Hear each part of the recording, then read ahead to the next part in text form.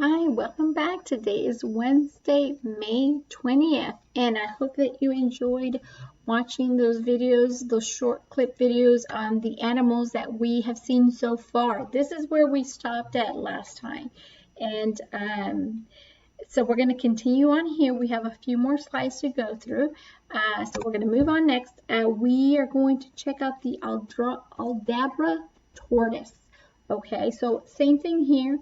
We're going to read a few things about these animals. Then when this is done, you'll go back into the slides and you'll start here. For this particular one, you're going to go all the way until you get to where it says, let's take a break. You'll go to slide, this is slide 5, you'll go to slide 6, and you will click on these videos to watch these short videos on these awesome animals. So let's read about the Aldabra tortoise. Okay, here is the Aldabra tortoise. And let me close that out. Okay, let's see what it says here. He is part of the reptile family. And it says here that they can, as how tall they can get, their height, they can get up to 1 meter. That's about 3 feet, a little bit over 3 feet tall. So that's a really big turtle. We're used to seeing the little turtles that we might find in creeks, right? But this is a gigantic, can be up to 3 feet tall, and he can weigh up to 300 kilograms. That, guys, is about 660 pounds. Wow, that's a big turtle. His diet, an herbivore, we know that, so he's a plant eater. They are native to an island off of the coast of Africa called Aldabra Atoll. And I don't want to say part, so I'm not going to even try that. These reptiles are one of the largest tortoise species, so they're one of the largest turtles in the entire world. They move really slow, and they carry their homes on their backs, don't they? It is also a place that they can get away from any kind of predators. They can tuck themselves in. This is a hard shell that will protect them from those predators that want to come at them. Let's see here. It says these animals play an important role in removing any insects and parasites through their tough Oh, okay. So it's talking about here that some visitors, like small birds and lizards, are welcome to go underneath the shell with them. Isn't that nice of the tortoise? They can kind of crawl up under the shell to be protected from predators. So the tortoise will let them get underneath her. So small birds and lizards, and it says that in return, these small birds and lizards that are allowed to go under the shell, in return, you know how they pay him back for doing that? They remove insects or little parasites that get on their skin here. They will help them and take them off with it, probably with their mouths, probably. So here's another picture of the tortoise. Let's keep reading here. Let's see. Here is another picture of the tortoise right here, the Aldabra tortoise. Now, so we're going to go back to our right here, and so you'll click on this to listen to them talk about the tortoise.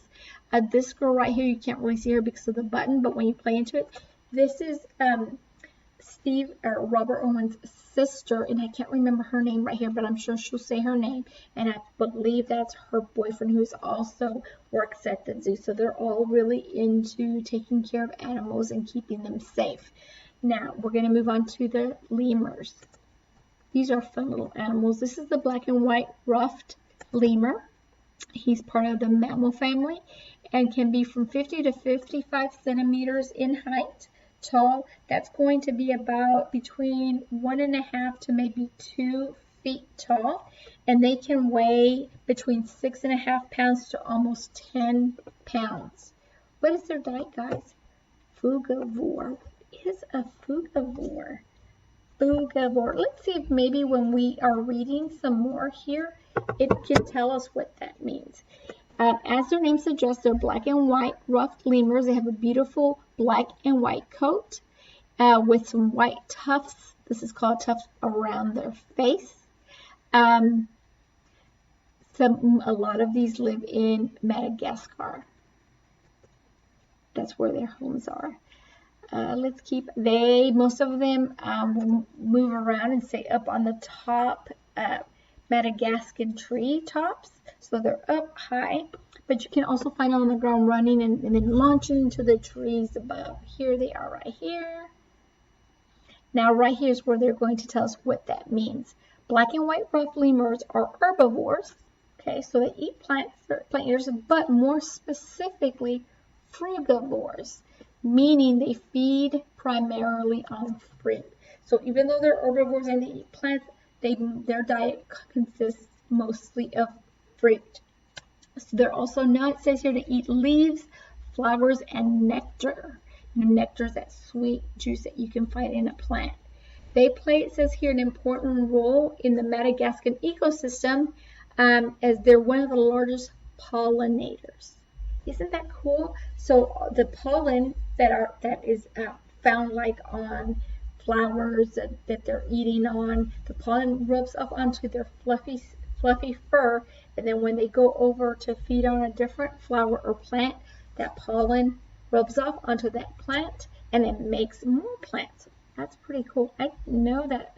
So here, guys, I think this is interesting. They're one of the largest pollinators, the world's largest pollinators. Here's another picture of one. And here's, oh, look at him. Looks like he's sticking his tongue out at us, isn't it? Sadly, guys, it says here that they're racing towards extinction. All right, let's go back to our chart here. So let's move on to our next slide. Slide number 7. Oh, the Burmese python. When you click on this, you'll meet the Burmese python that they are going to show you here. Her name is Jenny, so don't forget to come back and click on these videos. So let's see what we can find out about these pythons, the Burmese python. They are in the family, the reptile family. They can grow over 6 meters in length. Guys, 6 meters in length is about, it says here, almost 20 feet long. Wow. And they can be over 90 kilograms in weight, and that's about almost 200 pounds. They're humongous. They're real. I wouldn't want to run into one of those. Look here, their diet. They're carnivores, yes. It says here that they can be found throughout the forest of southern and southeast Asia. Let's see here. What else can we learn about? Here's a close-up of its face. It says here that they're carnivores, but they have poor eyesight. So they can't see very well, but they use the heat receptors that they have on their lips and chemical receptors on their tongue to locate prey. And some of this prey includes pigs, goats, rodents, and birds. So they also say that they're great swimmers and they can hold their breath for half an hour. Well, that doesn't seem like much compared to the saltwater crocodile. Remember, we heard about the saltwater crocodile, and do you remember how long they could hold their breath? Was it 7 hours? I think they could hold their breath for 7 hours. But even then, 30 minutes, half an hour, that's a really long time. Okay, half an hour would be like 2 recess times. That's about how long half an hour would be. Can you imagine holding your breath for 2 whole recess times? That's a really long time. Look at the beautiful patterns on this Burmese python. You have like a kind of like a light brown with a black and then like a darker brown.